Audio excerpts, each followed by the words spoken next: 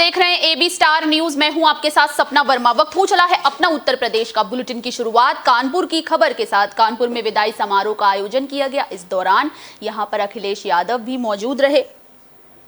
समाजसेवी संगठनों के अंध विश्वविद्यालय नेहरू नगर में अखिलेश वाजपेयी ने अपनी प्रशासनिक सेवा पूर्ण कर सेवा में हो रहे हैं, उनकी विदाई समारोह का आयोजन किया गया। कार्यक्रम में अखिलेश वाजपेयी को अंग वस्त्र और मोमेंटम भेंट कर सम्मानित किया गया। समारोह में प्रधानाचार्य इंद्रजीत ने अखिलेश वाजपेयी के सहयोग और समर्थन से उन्हें बहुत धन्यवाद और आभार व्यक्त किया। बताया कि पद पर रहते हुए उन्होंने हमेशा ही विद्यालय और बच्चों के कार्यों में पूर्ण रुचि दिखाई है और आगे भी आश्वस्त किया है वो अपनी सेवानिवृत्त होने के बाद भी देते रहेंगे।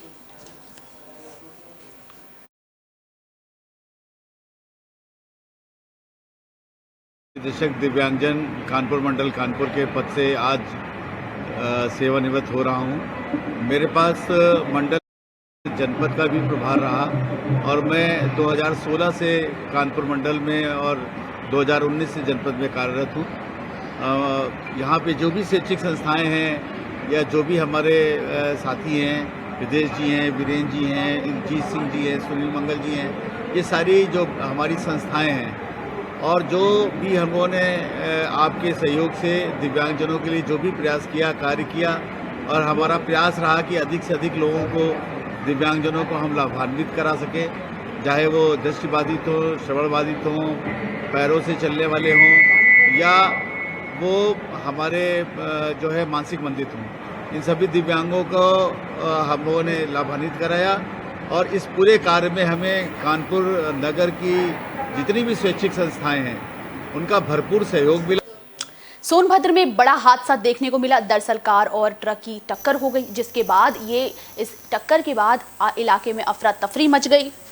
सोनभद्र के रेणुकूट में दर्दनाक सड़क हादसा देखने को मिला। रेणुकूट में कार और ट्रक की जोरदार टक्कर हो गई, जिसमें कार में सवार 4 लोग गंभीर रूप से घायल हो गए, जिसके बाद सभी घायलों को स्थानीय लोगों की जद्दोजहद के बाद इलाज के लिए अस्पताल में भर्ती कराया गया, जहां डॉक्टरों ने घायलों की हालत को गंभीर देखते हुए उन्हें वाराणसी ट्रॉमा सेंटर रेफर कर दिया, जहां उनका इलाज जारी है।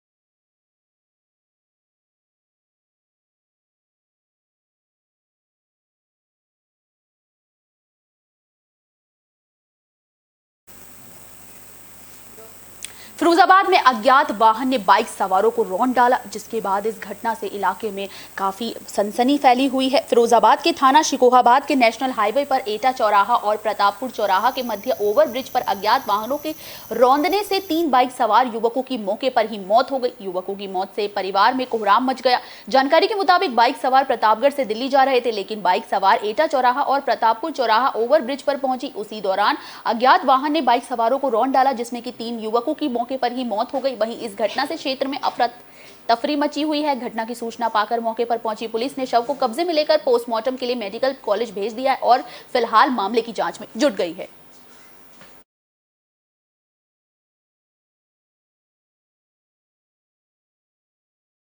मेरा नाम संतोष है।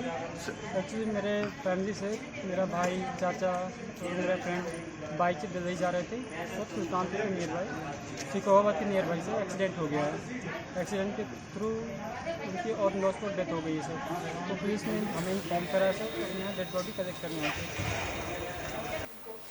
मऊ में तेज रफ्तार का कहर देखने को मिला। एक ट्रक पेड़ से टकरा गया, जिसके बाद ट्रक की हालत चकनाचूर हो गई। जिला मऊ के थाना सराय लक्सी में तेज रफ्तार का कहर देखने को मिला। थाना सराय लक्सी के अंतर्गत सिकटिया ओवरब्रिज के पास एक ट्रक अनियंत्रित होकर पेड़ से टकरा गया, जिसमें कि पीआरजी के जवान फंस गया। जानकारी के मुताबिक पीआरडी का जवान प्रेमचंद अपनी रात्रि की ड्यूटी को समाप्त कर 6 बजे की तरफ अपने परिचित ट्रक साथी के साथ बलिया की तरफ जा रहा था, लेकिन जैसे ही ट्रक ओवरब्रिज से आगे बढ़ा तो ड्राइवर को झपकी आ गई, जिसमें कि ट्रक अनियंत्रित होकर पेड़ से टकरा गया। इस हादसे में पीआरडी जवान बुरी तरह ट्रक में फंस गया, जिसको घंटों की मशक्कत के बाद किसी तरह बाहर निकाला गया।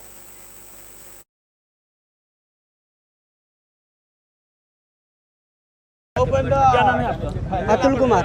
अतुल जी, क्या घटना हो गई थी, क्या आपने देखा? सुबह का टाइम था। कितने बजे घटना है ये 6:30 बजे की घटना है। 6:30 बजे घटना क्या हुआ था? वो वहाँ से बलिया मोड़ से गाड़ी आया, बहुत तेज़ी में था और नींद लग गया ड्राइवर को, और आगे भी गाड़ी थी, उसके बचाने के चक्कर में वो इधर लगा दिया। कितने लोग थे इसमें? इसमें थे 3 लोग। अच्छा, कौन कौन? एक गार्ड थे और एक ड्राइवर और एक खलासी। 2 लोग बच गए और ये फंस गए इसी में। गार्ड जी फंस गए इसमें। अच्छा, तो अभी गार्ड की क्या हालत है? गार्ड को निकाला गया है, 2 क्रेन लगा था, जेसीबी लगा था और खालिशपुर के लोग भी थे इसमें। बहुत सहयोग रहा उन लोगों का, 40 किलो का। और उनको जल्द से जल्द निकाल कर चिकित्सालय में भेजा गया। अच्छा, ये बताइए कि जब घटना हुई तो क्या पुलिस वगैरह आई? नहीं, उस टाइम कोई नहीं था। 6:30 बजे घटना है, जो उस टाइम कोई मतलब यहाँ था नहीं। प्रशासन तक क्या नाम है आपका? विवेक बंसल विवेक जी, तो आपने देखा तो अभी लोग फंसे थे उसमें? फंसे थे और कोई यहाँ था नहीं, 5-6 लोग थे हम लोग। हाँ। उसके बाद प्रशासन को सूचना दिया गया, प्रशासन आई और फिर एम्बुलेंस को बताया गया, वो भी आई। उसके बाद प्रशासन ने क्या कहते हैं, क्रेन को फ़ोन किया, तो क्रेन और जेसीबी ने आके निकाला। पहले तो हम लोग प्रयास किए थे निकालने के लिए, निकले नहीं, फिर हम लोग प्रशासन को सूचना दिए थे। कन्नौज में करंट का शिकार होने से एक जोड़े की मौत का मामला सामने आया है। दरअसल जिस वजह से पूरे इलाके में अफरा तफरी भी मच गई है।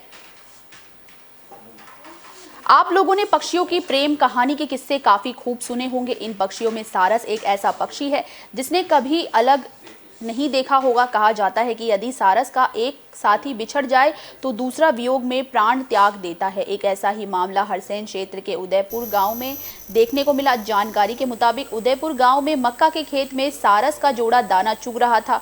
जब आसपास के खेतों में ग्रामीण भी काम कर रहे थे, सारस का दाना चूगते हुए खेत में लगे हाई टेंशन लाइन के पोल पर पहुंच गया। पोल में आ रहे करंट की चपेट में झुलस गया। ग्रामीण उसे उपचार के लिए लेकर जाते रहे, उससे पहले ही उसकी मौत हो गई।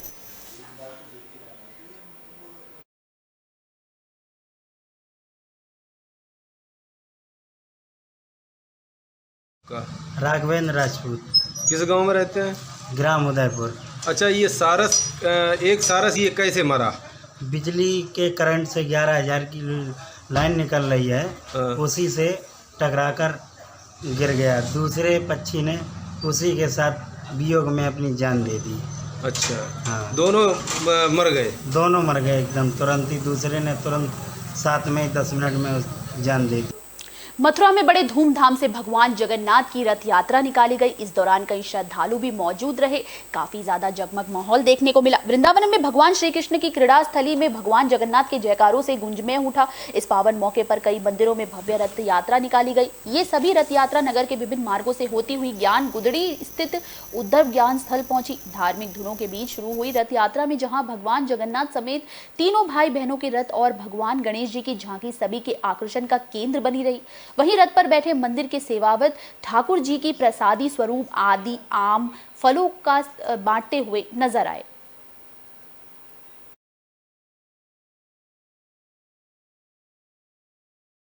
राधे राधे। आज आज़ादी का 75वां महोत्सव हम लोग मना रहे हैं। डॉक्टर्स डे के उपलक्ष्य में आज बहुत ही सुंदर कार्यक्रम किया गया। वृंदावन बाल विकास परिषद एवं मां कृपा फाउंडेशन के संयुक्त तत्वावधान में इतना सुंदर 100 डॉक्टरों का सम्मान समारोह किया गया। ये राम की भूमि है, राम राज्य की भूमि है। आज कोरोना काल में डॉक्टरों ने इतना समाज का सहयोग किया, इतना देश के लिए कार्य किया, उसके लिए हम सब उनका धन्यवाद साधुवाद कर रहे हैं। और आज हृदय को बहुत प्रसन्नता महसूस दे रही है कि इतना सुंदर कार्य बाल विकास परिषद के तत्वावधान में किया गया। कितने लोगों का सम्मान किया गया? कितने लोगों को सम्मान किया गया? आज 75 लोगों को 75वां हमारा अमृत महोत्सव चल रहा है आज़ादी का, इसीलिए 75 डॉक्टरों का सम्मान आज किया गया, जिसमें हमारे माननीय CMO साहब एवं वृंदावन के कई विशिष्ट अधिकारी और लोग, सम्मानित लोग इसमें मौजूद हैं। मथुरा में रथ यात्रा का भव्य तरीके से आयोजन हुआ। इस दौरान 56 भोग की तैयारी भी की गई। 56 भोग जो भगवान को चढ़ाया जाता है। मथुरा के एक स्थानीय होटल में भगवान जगन्नाथ रथ यात्रा महोत्सव कार्यक्रम का आयोजन किया गया, जिसमें 56 भोग, मयूर नृत्य और भगवान जगन्नाथ ने रथ में विराजमान होकर नगर का भ्रमण कराया गया, जिसमें कि सैकड़ों की संख्या में श्रद्धालुओं ने बढ़ चढ़कर हिस्सा लिया।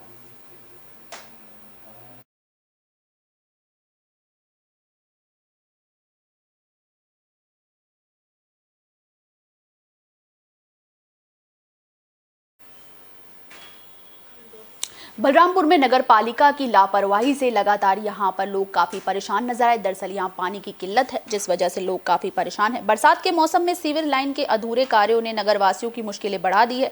झारखंडी रेलवे स्टेशन के समेत गली चौराहों के संपर्क पर कीचड़ और जलभराव के चलते पैदल चलना दुर्लभ हो गया है। रेलवे स्टेशन पर जाने वाली सड़कों के गड्ढों में फंसकर आए दिन वाहन पलटने की खबरें सामने आ रही है। इस बीच बीजेपी जिला मीडिया प्रभारी ने मुख्यमंत्री और जिलाधिकारी को पत्र भेजकर समस्या से निजात दिलाने की मांग की है। साथ ही साथ उन्होंने कई मामलों को लेकर इसमें अपनी बात रखी है। बीजेपी जिला मीडिया प्रभारी डीपी सिंह ने सीएम और डीएम को भेजे गए पत्र में कहा कि नगर में सिविल लाइन कार्य जल निगम के माध्यम से कराया जा रहा है। कार्यदायी संस्था के अधिकारियों के उदासीनता के चलते सिविल लाइन का कार्य धीमा होता जा रहा है। कार्यदायी संस्था ने गली मोहल्लों में सड़कें खोदकर पाइप तो डाल दिए हैं, मगर सड़कें अभी भी ऊबड़ खाबड़ छोड़ दी हैं और कई स्थानों पर गड्ढे भरे हुए हैं, जिसमें कि गली मोहल्ले में पाइप डालने और अधूरा कार्य छोड़ देने के कारण बारिश होने पर कीचड़ और जलभराव की समस्या पैदा हो रही है।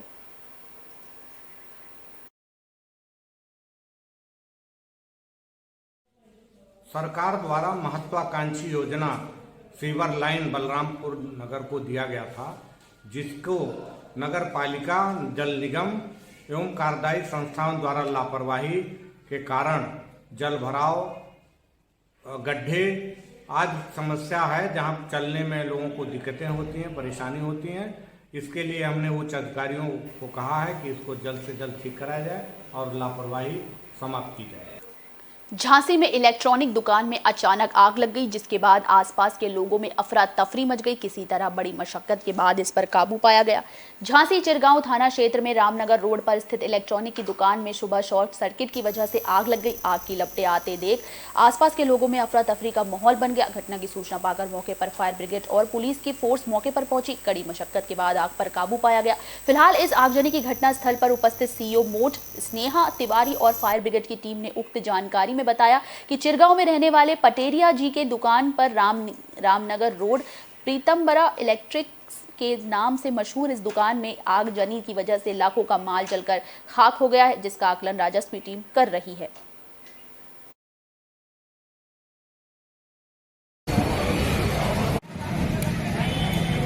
वार्ता करते हैं क्षेत्र अधिकारी मोड़ से। इस समय क्या घटना हुई है? आज सुबह 112 के माध्यम से थाना चिरगांव को और कंट्रोल रूम को एक सूचना मिली कि थाना चिरगांव स्थित रामनगर तिराहे के पास एक फर्नीचर की शोरूम में आग लग गई है। इस सूचना पर तत्काल तहसील मोट के फायर कंट्रोल से और झांसी से तमाम फायर ब्रिगेड की गाड़ियां, थाने की फोर्स और सीएफओ साहब और मैं सीओ मोट, हम लोग तत्काल मौके पर पहुंचे और हमने रेस्क्यू ऑपरेशन शुरू किया और कुछ देर के अंदर ही आग पर कंट्रोल कर लिया गया। अभी फिलहाल आग पूरी तरह से बुझ चुकी है और मौके पर साफ सफाई और सामान निकालने का काम चल रहा है। इस घटना में कोई भी हताहत नहीं है। और नुकसान क्षति कितनी क्षति है? अब आर्थिक क्षति दुकान में जो भी हो, फिलहाल किसी जन हानि नहीं है, कोई भी जन हानि नहीं है, कोई हताहत नहीं है। कानपुर में सिंगल यूज प्लास्टिक को लेकर जो बैन है, उसको लेकर लोगों की कई प्रतिक्रियाएं सामने आई। लगातार लोग इसको लेकर काफी खुश हैं। सरकार की ओर से 1 जुलाई से सिंगल यूज प्लास्टिक को बैन करने और इसके अलावा उल्लंघन पर सख्त सजा का प्रावधान करने की बात कही गई है। सिंगल यूज प्लास्टिक बैन होने के बाद शुक्रवार को नगर निगम का अमला कानपुर सेंट्रल स्टेशन के सिटी गाइड पहुंचा, जहां पर भारतीय रेल विभाग और नगर निगम के अधिकारियों ने प्लास्टिक मुक्त कानपुर बनाने की शपथ ली। शपथ लेने के बाद अधिकारियों और कर्मचारियों ने घंटाघर के आसपास और बाजारों में सफाई अभियान चलाया और लोगों को जागरूक करने के लिए नगर निगम अधिकारियों ने थैले भी वितरित किए। नगर संयुक्त शिव शरण जीएन ने बताया कि सिंगल यूज प्लास्टिक बैन होने के बाद लोगों को जागरूक किया गया। इसके साथ ही रेलवे स्टेशन में लोगों को शपथ भी दिलाई गई।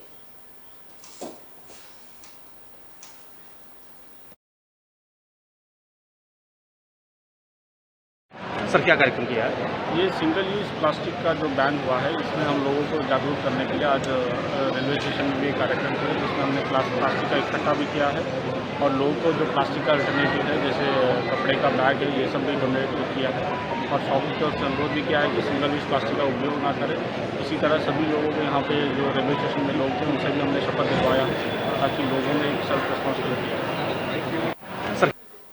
अपना उत्तर प्रदेश में फिलहाल के लिए बस इतना ही। मुझे दीजिए इजाजत। देश और दुनिया से जुड़ी तमाम खबरों के लिए देखते रहिए AB स्टार न्यूज। नमस्कार।